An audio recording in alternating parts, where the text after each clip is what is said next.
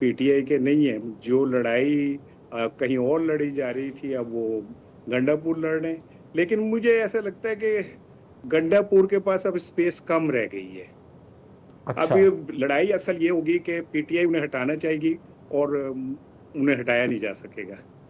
तो लड़ाई तो अब आगे जाके ये बनने जा नहीं रही है। और ये नहीं, तमाशा बट तो हम आप भी ये देख कह रहे रहे हैं, जैसे हमने हैं राणा साहब, आप अक़वाम ये मुत्तहिदा के रात। गुजारिश ये है, मैं जरा इस पर बात कर लीजिए कि आप कह रहे हैं कि ये कोई लड़ाई और है और हलीमा खानम साहबा काबू नहीं आ रही। तो अगर काबू नहीं आ रही तो पिछले दिनों अगर किसी को काबू करना हो तो उनके दोनों साहबजादे गिरफ्तार हुए।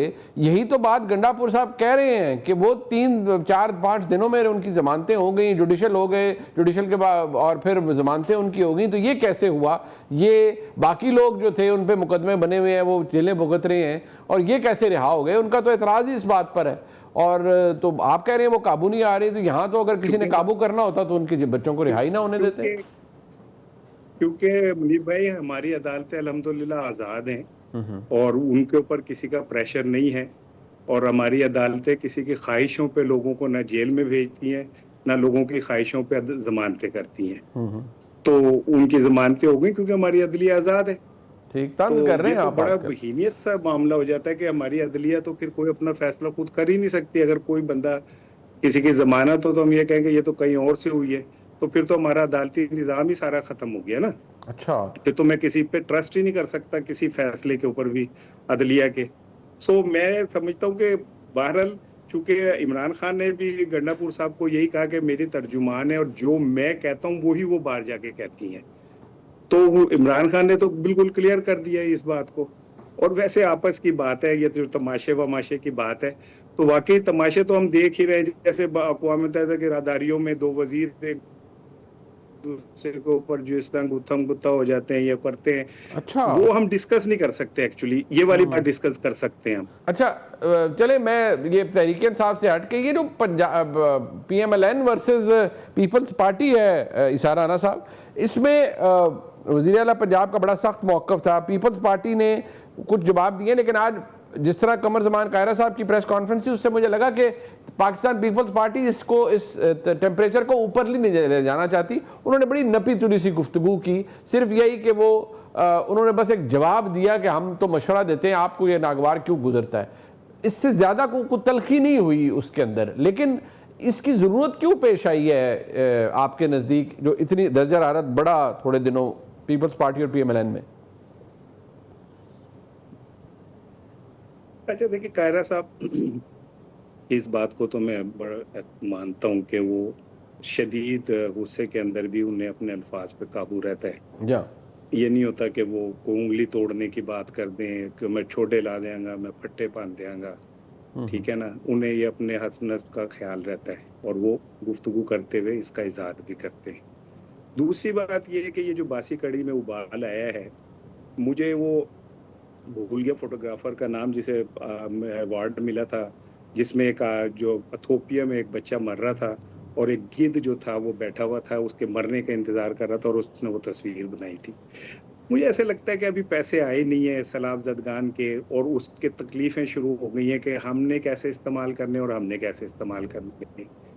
और असल लड़ाई तो यही है कि जी वो हमारे उससे यूं हो जाए, वो कहते हैं मेरी मर्जी में जैसे मर्जी, मेरा पानी मेरे पैसे।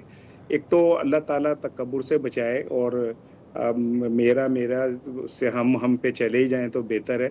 लेकिन इसके बावजूद भी ये एक ऐसी लड़ाई है कि इससे हमें एक फायदा ये हुआ कि इमरान खान के, अब देखना हम बुशरा वो गंडापुर और उसकी लड़ाई को कितनी देर डिस्कस कर लेंगे। फिर इमरान खान को हमने मेन उसमें डिस्कशन से बचाना है कि उसका ज्यादा डिस्कस ना हो, पीटीआई पे ज्यादा बात ना हो। तो फिर कुछ इश्यूज तो चाहिए ना चांदमारी के लिए, जिसमें फिर हम उस पर बात कर सकें, कुछ हो सके और उसके बाद वो खत्म हो जाए, ताकि जो मीडिया है उसका भी पेट भरता रहे।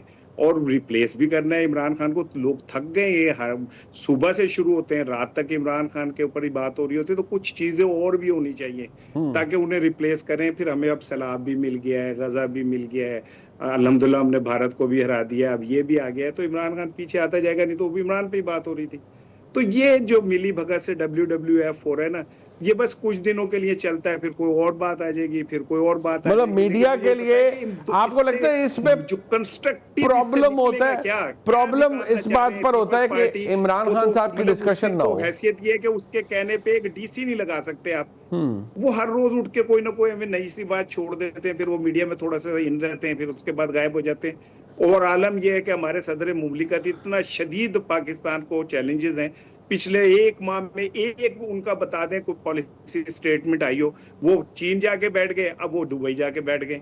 मुझे ऐसा लग रहा है कि इस सिस्टम में उनकी गुंजाइश ही नहीं रही है। जो असल फ्रस्ट्रेशन इनकी शुरू हुई है, सब लग रहा है ऐसे कि जैसे अब सारा कुछ नून लीग के हाथ में आ गया, एक तरफ शहबाज शरीफ के हाथ में आ गया, दूसरी तरफ मरियम साहिबा के हाथ में आ गया, और पीपल्स पार्टी मौलाना फजलुर रहमान की तरह हाथ झाड़ती रह गई कि हमारी मेहनतें थी, लेकिन जो तकसीम है उसमें हमारा हिस्सा ही कोई नहीं बन रहा। अच्छा, मोहम्मद वर्दी साहब, टुवर्ड्स द एंड ये जरा फरमाइएगा, ये फरमाइशी है और क्या वाकई और कोई इशू नहीं है पाकिस्तान में मीडिया के पास भी?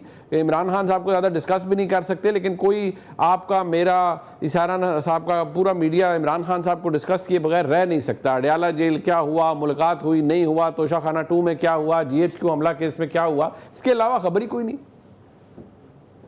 नहीं, पहली बात तो मैं समझता हूँ कि वो इशहार राना साहब जो है ना, जी जी, वो डिस्टॉर्ट कर रहे हैं फैक्ट्स को।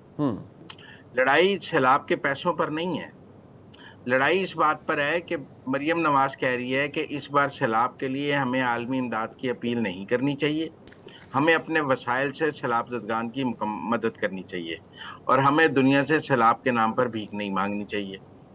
पीपल्स पार्टी का मौक़िफ़ है कि नहीं, हमें आलमी इमदाद की अपील करनी चाहिए और सैलाब के नाम पर हमें लोगों दुनिया से इमदाद मांगनी चाहिए। पहला जो असूली इख्तलाफ है इस वक्त जो सामने आया है, पंजाब ये कह रहा है कि जिन लोगों का जो भी नुकसान हुआ है वो पंजाब अपने वसाइल से पूरा करेगा, हमें ना मरकज़ की ज़रूरत है, ना हमें आलमी इमदाद की ज़रूरत है। सिंध ये कह रहा है कि जी नहीं, आलमी इमदाद की बिलावल ने कहा है अब तक अपील की क्यों नहीं है, आपको अब तक इंटरनेशनली एड की अपील कर देनी चाहिए थी और फंड रेजिंग शुरू कर देनी चाहिए थी।